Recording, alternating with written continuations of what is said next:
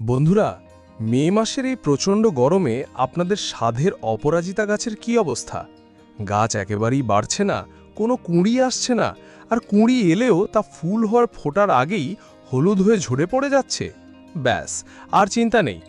আজ আপনাদের সঙ্গে শেয়ার করব এমন এক জাদুকরী ঘরোয়া তরল যা একই সাথে গাছের পুষ্টির অভাব মেটাবে আর সব পোকামাকড়কে তাড়াবে একেবারে বিনামূল্যে। ভিডিওটা একটু স্কিপ না করে পুরোটা দেখতে থাকুন, কারণ আজকের টিপসগুলো ফলো করলে আপনার অপরাজিতা গাছও কিন্তু কুঁড়িতে ভরে উঠবে। নমস্কার বন্ধুরা, আমি সুমিত, আপনারা দেখছেন বেঙ্গালি গার্ডেনার, এবং আমার চ্যানেলে আপনাদের সবাইকে জানাই অনেক অনেক স্বাগত।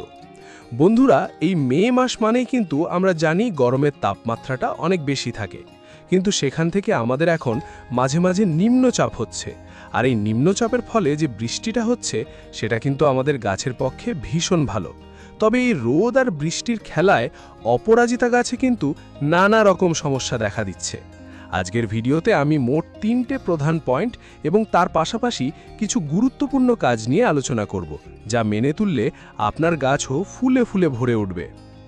প্রথমেই বলবো পয়েন্ট নাম্বার 1, অপরাজিতা গাছে কেন একেবারে গাছ ভরে ফুল আসতে চায় না।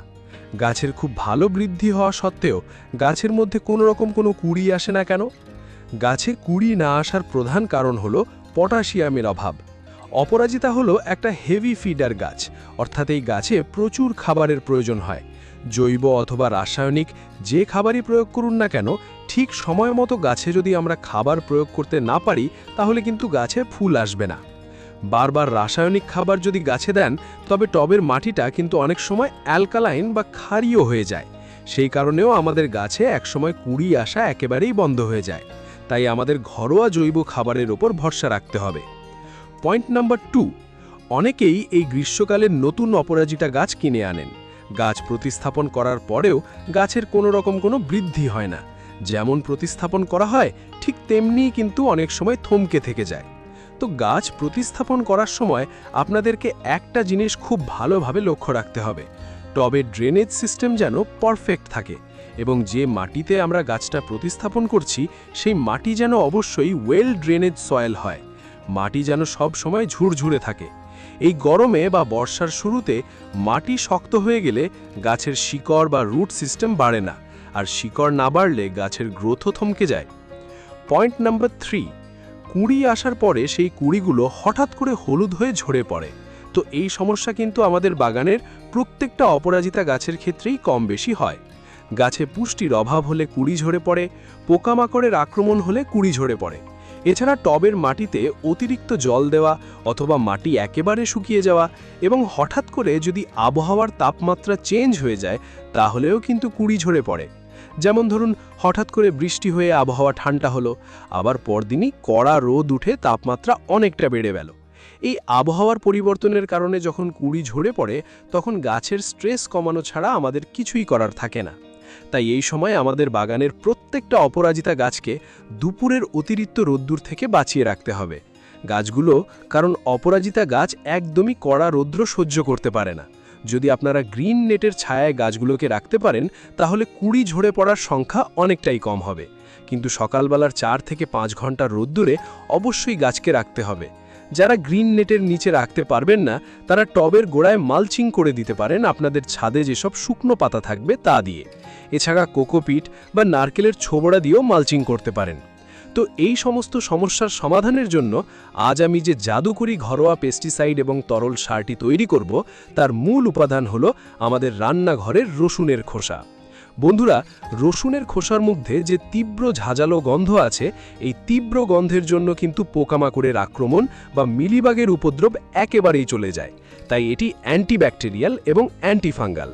আর এই রসুনের খোসার আরেকটি বিশেষ গুণ হচ্ছে এর মধ্যে থাকে প্রচুর পরিমাণে প্রাকৃতিক পটাশিয়াম এবং ফসফরাস, অর্থাৎ এটি একাধারে শক্তিশালী কীটনাশকের কাজ করবে, আবার অন্যদিকে গাছে পটাশিয়ামের অভাব মিটিয়ে কুঁড়ি আনতে সাহায্য করবে। এটি তৈরি করার জন্য 1 লিটার জলের মধ্যে 1 মুঠো রসুনের খোসা ভিজিয়ে রাখতে হবে পুরো 24 ঘন্টার জন্য। যদি আপনাদের কাছে সময় কম থাকে, তাহলে আপনারা 4 থেকে 5 ঘন্টা ভিজিয়েও ব্যবহার করতে পারেন।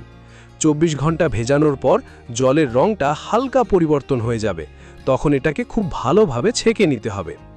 এই 1 লিটার তরল আমরা দুইভাবে আমাদের গাছে প্রয়োগ করতে পারবো। প্রথমত, এই 1 লিটার তরলের মধ্যে থেকে 500 ml তরল আর সামান্য ডিশওয়াশ বা শ্যাম্পু মিশিয়ে আমি একটি স্প্রেয়ার বোতলে ভরে নেব এবং গাছের সমস্ত ডালে, পাতায় ও কুঁড়িতে খুব স্পিডের সাথে স্প্রে করব।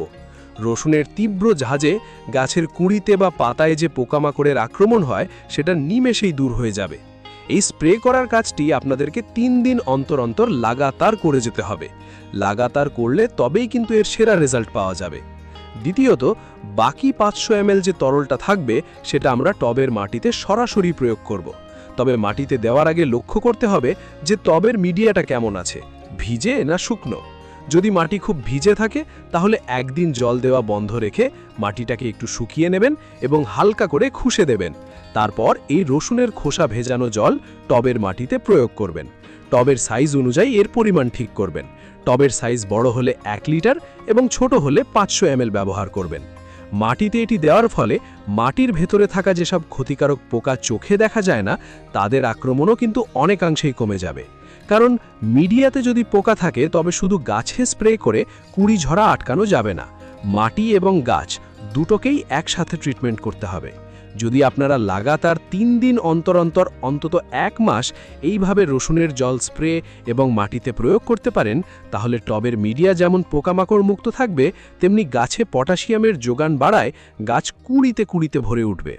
এর পাশাপাশি এই মে মাসে অপরাজিতা গাছের আরও ভালো ফলন পেতে আমাদের আরও কিছু ছোট ছোট কাজ করতে হবে। প্রথম কাজ হলো এই সময় বৃষ্টির জলের কারণে টবের মাটিতে প্রচুর আগাছা জন্মায়। এই আগাছাগুলোকে অবশ্যই শিকড় সমেত তুলে ফেলে দিতে হবে, তা না হলে আমরা যে খাবার বা পুষ্টি গাছে দেব তাই আগাছাগুলোই শোষণ করে নেবে। দ্বিতীয় কাজ হলো যেসব অপরাজিতা গাছের লতা বা ডালগুলো খুব সরু হয়ে গেছে বা ফুল দেওয়ার পর দুর্বল হয়ে গেছে সেই ডালগুলোকে একটু প্রুনিং বা কেটে দিতে হবে।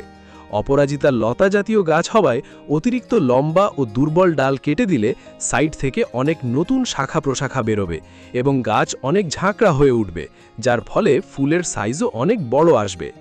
তৃতীয় কাজ হলো গাছের যেসব পাতা হলুদ হয়ে গেছে এবং যে বাসি ফুলগুলো বা শুকিয়ে যাওয়া ফুলের বীজগুলো ডালে আটকে আছে সেগুলো গাছ থেকে হাত দিয়ে বেছে ফেলে দিন। কারণ এই বাসি ফুল, পচা পাতা আর তৈরি হওয়া বীজ থেকেই অপরাজিতা গাছে ফাঙ্গাসের আক্রমণ সবথেকে বেশি হয় এবং গাছের নতুন ফুল ফোটার এনার্জি কমে যায়। আপনারা এই সহজ ঘরোয়া টিপসগুলো মেনে চলুন এবং রসুনের খোসা ভেজানো এই চমৎকার তরলটি ব্যবহার করে দেখুন, আপনাদের অপরাজিতা গাছও কুঁড়িতে হাসবে আর আপনারাও হাসবেন। বন্ধুরা, আজকের এই ভিডিওটা আপনাদের কেমন লাগলো অবশ্যই কমেন্ট করে জানাবেন। যদি এই বিষয়ে কোনো প্রশ্ন থাকে তবে কমেন্ট বক্সে লিখুন, আমি যথাযথ উত্তর দেওয়ার চেষ্টা করব।